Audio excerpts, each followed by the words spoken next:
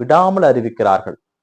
யூதர்களுக்கு மட்டுமே அறிவித்துக் கொண்டிருந்த நற்செய்தியை பார்க்கின்ற இடமெல்லாம், நம்பிக்கை கொண்ட இடமெல்லாம் அவர்கள் மக்கள் பரப்ப ஆரம்பிக்கிறார்கள்.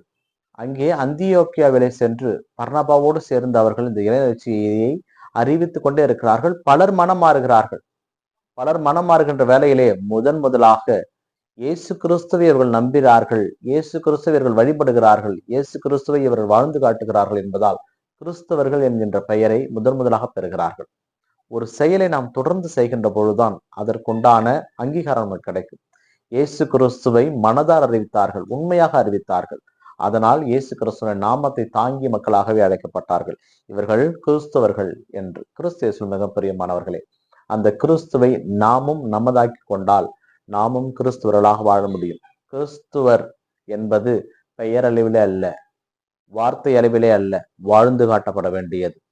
இயேசு கிறிஸ்துவை தாங்கி செல்ல வேண்டும், இயேசு கிறிஸ்துவை அறிக்கையிட வேண்டும், அவருடைய குரலுக்கு நாம் செவிமடுக்க வேண்டும், அவருடைய குரலை கேட்டு மற்றவர்களுக்கு அறிவிக்க வேண்டும் என்பதுதான் முதல் வாசகம் நமக்கு எடுத்துக் கூறுகிறது.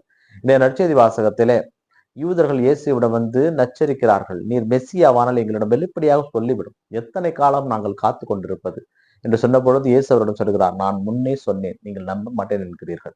ஏனென்றால் நீங்கள் எனது மந்தையை சேராத ஆடுகள், என் மந்தையை சேர்ந்த ஆடுகள் இதோ இருக்கின்றன, என்னை நம்பி என் குரலுக்கு செவி கொடுத்து என்னை பின்தொடர்கின்றன. அவற்றுக்கும் என்னை தெரியும், எனக்கும் அவற்றை தெரியும். அதனால் இவர்கள்தான் என்னுடைய மந்தைகள், எனது குரலுக்கு செவி கொடுக்கிறவர்கள், நீங்கள் என்னை சாராதவர்கள் என்று இயேசு இங்கே சொல்லுகிறார். இங்கே இந்த இயேசு கிறிஸ்துனுடைய குரலுக்கு நாம் எங்கெங்கெல்லாம் செவி மடுக்காமல் இருக்கிறோம் என்றால், அவருடைய குரல் நாள்தோறும் ஒலித்துக் கொண்டிருக்கிறது.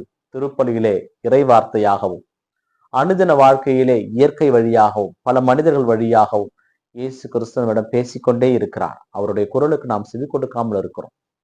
நாம் மந்தைகளாகவே இருக்கிறோம்.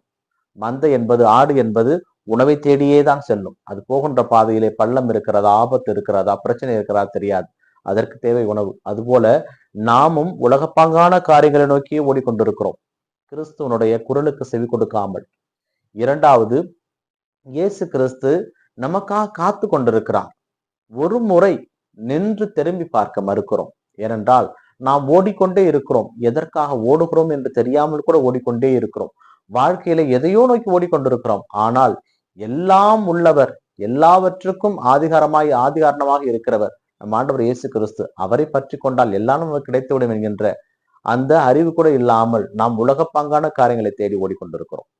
கிறிஸ்து இயேசு மிக பிரியமானவர்களே, இயேசு கிறிஸ்து என்கின்ற இந்த நல்ல ஆயன், நம்மை வழிநடத்தக்கூடிய ஆயன், இந்த ஆயன் நமக்காக